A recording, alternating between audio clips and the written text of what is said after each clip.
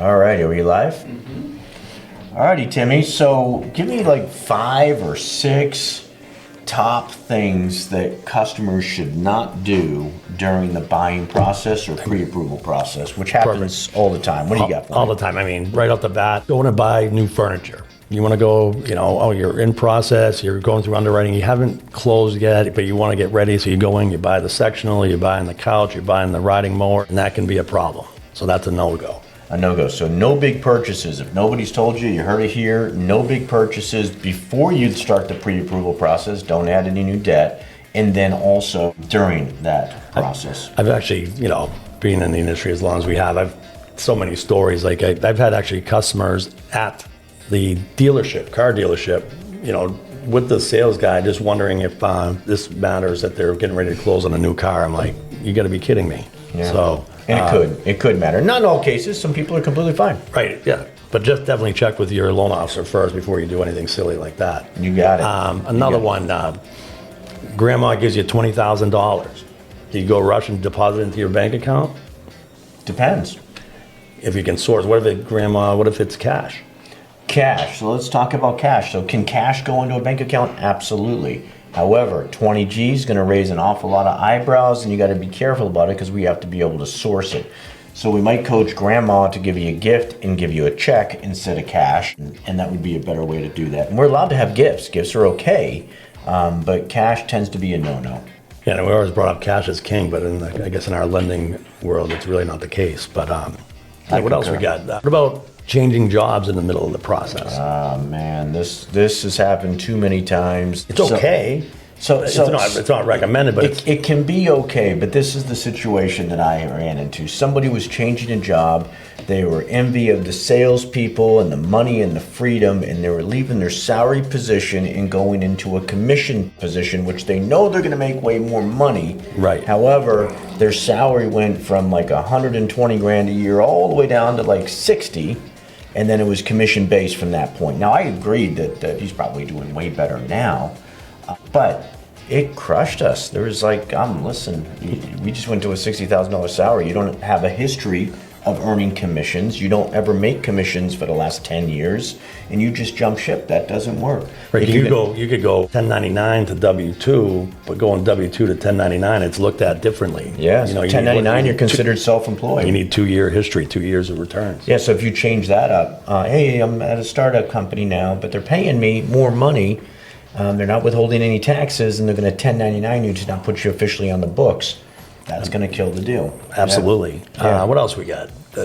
And I feel like we've all dealt with this in our careers. There's so many you can think of. What about missing a payment? I can't tell you how many people that I pull credit and we start the pre-approval, and they're like, "Oh, our credit's pretty good. It's pretty good." And I'm like, "All right, well, let's take a look." And I'm like, "You guys missed your payment. We're in June right now, the end of June. You missed your payment in April. Right. You paid late, okay? And it's now on your credit, and your credit score probably just dropped 80 points because you missed." And I've had that. It could be like a credit card. Oh, it was only a $25 payment I missed. Well, it doesn't matter if it's $500 or $10. It matters. Make your payments on time. Right. What about big cash advances off of credit cards? Cash advances off a credit card. Well, is it allowable? It can be. It depends. So you do a cash advance on a credit card. So 10K. It's 10K. It's really unsecured, 10K. You put that in your account. You can source the deposit, but we add that into your debt ratio. Are you allowed to use that cash advance for a down payment or for anything in the mortgage transaction? So it's a tricky answer. So the answer, it depends, okay? And I'll tell you. So we have a fiduciary responsibility to look at what's taking place in the last 60 days. So if I see a large $10,000 deposit and it was a month ago, well, that's in the last 60 days. So I have to ask, where did this come from? And then we're going to put a line through it. Even though it's in your account, we can't use it. But we're in June right now. If you did a $10,000 cash advance in January and put it in your account, February has come, March has come, April's come. We look back 2 months, April and May, it's going to say opening balance 10,000, closing balance 10,000.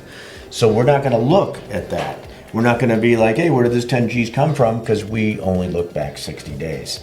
Now, you could take a credit card our credit score hit if you max out a card that was at 0 and now you put it there. So 5 months later, you're now at 100% usage of that card, and that could take your score down. But technically, yes, a credit card could be used, if it's there, 4 months, 5 months back, and we're not aware of it. We're just looking at our bank statements. So kind of yes.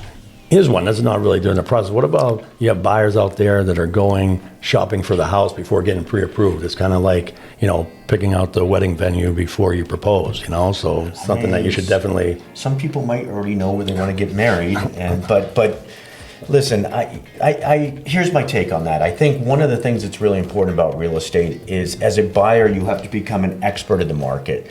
So maybe you start kicking tires, okay? Obviously, you're not going to write an offer yet. You haven't been pre-approved. Is it completely terrible that you went and looked at an open house? No, it's not. And I don't think he's saying that. But, you really should. It doesn't cost anything to get pre-approved, to have a setup to know exactly what the investment out of pocket is, how much you have to bring to closing, what every charge on there. We do videos that says this here goes to the title company. It's called title insurance with a small description. This here is recording fee. This here is estate transfer tax. This here is title insurance. And we'll break it down for you so you know what every cost is. You as a buyer, the more educated you are at buying and the more information you have, the more knowledge is power. And that means that when you walk into that open house and you're saying, yeah, I'm pre-approved with Home Choice Signing, yeah, those guys are the best, man. I know Tim. Okay, Tim knows everybody in the state. I know everybody in the state. Half of them have been in our class here one week or 1 month. So that is a bonus for you to say, yeah, I'm pre-approved and I'm putting down 10%. We're trying to keep our payment in around $2,900, $3,200, whatever it is. But that there's a big advantage for you to be pre-approved in advance. And come to like us, a local lender versus going online to, I got a pre-approval online and Rocket. Yeah. And it's like, come on, go to a professional. Yeah, this is all we do all day long. So don't hesitate. But follow up, because we've got something else, other ways to access cash that we can use. So we talked about that credit card. We're going to give you a couple more that you can get as well. So stay in touch. See ya.